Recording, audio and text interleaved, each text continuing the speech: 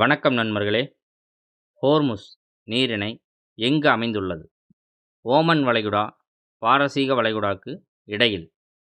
சி.கே. நாயுடு வாழ்நாள் சாதனையாளர் விருது யாருக்கு அறிவிக்கப்பட்டுள்ளது? ராகுல் டிராவிட், ரோஜர் பின்னி, மிதாலி ராஜ். இந்திய ஆர்க்கிட் விழா நடைபெறும் இடம் சிக்கிம். சர்வதேச பெண் விவசாயிகள் ஆண்டாக ஐநா சபை பிரகடனப்படுத்தியுள்ள ஆண்டு 2026. இந்தியாவிலேயே முதன்முறையாக நுண்பாசி அடிப்படையிலான பியூர் ஏர் கோபுரம் நிறுவப்பட்டுள்ள இடம் புதுடில்லி.